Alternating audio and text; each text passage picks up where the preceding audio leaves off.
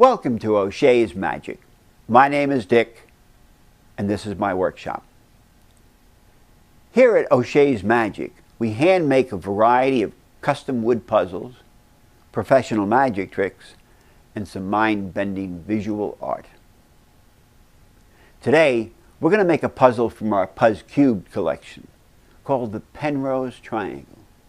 Now, the Penrose Triangle was popularized in the 1950s by a mathematician named Roger Penrose.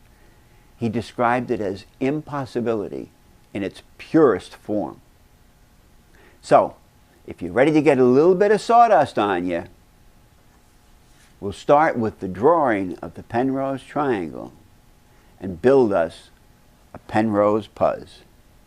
Now, as you can see, there are a total of 6 puzzle pieces that we need to trace and cut from a couple of varieties of wood.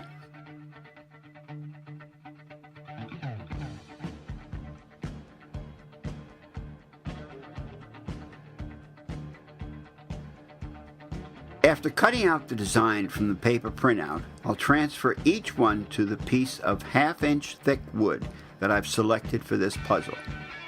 I like to use 2 different species, which gives the triangle an even more 3-dimensional look because of the different colors or grain patterns. Using a bandsaw for this step requires focus and patience and will give us pieces that are close but not quite ready to be fitted together.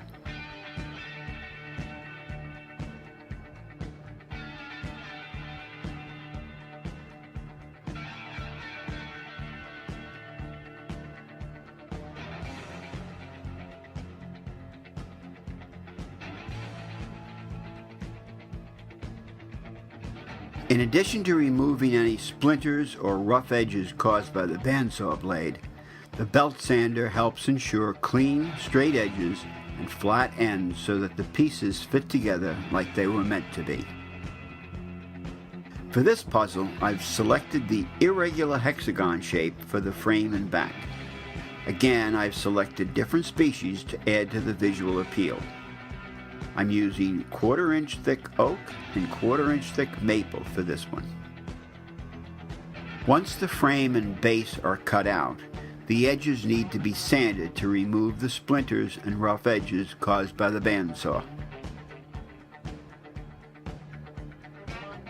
Now, with the pieces laid out in the Penrose triangle shape and the edges between the parallel pieces nice and flat and no gaps, it's important to tape the pieces together for 2 reasons. First, because we are about to make the frame that the pieces will fit into. And secondly, this puzzle is difficult, and I don't want to have to solve it before I'm even finished. With the puzzle taped together, we position it in the center of the frame.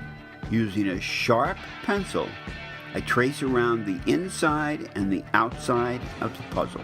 Next, I use the drill press to drill holes so that the blade from the scroll saw can be inserted and the center of the frame can be cut out. First, I cut out the inner triangle, taking care not to cut any of the pencil lines. Now, with the triangle in the middle of the puzzle coming from the frame, the grain will match the rest of the frame.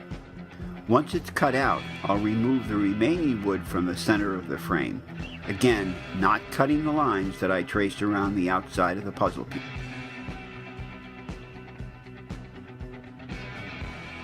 The wood that remains in the frame up to the pencil lines needs to be removed by using a file. After each filing, I recheck the fit of the puzzle pieces. I repeat this step until the assembled puzzle fits nicely into the frame.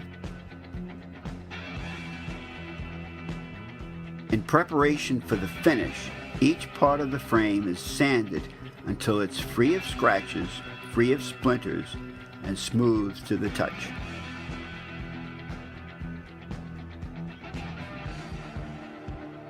On the back of the base piece, I use a wood burning tool to add o'sheasmagic.com.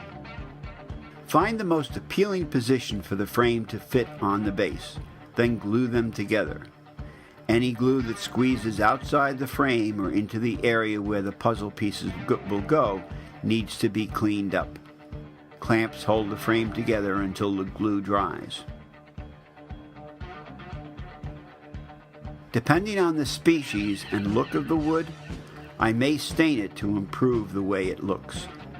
Finally, a coat or two of tung oil seals the wood and gives it a nice, rich finish.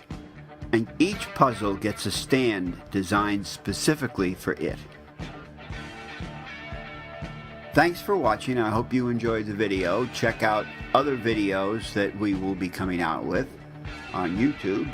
Like us on Facebook and check out our website, o'sheasmagic.com, for additional puzzles. And if you'd like to place an order, you can either order through the website or give me a call, 978-267-Puz3. 978-267-Puz3.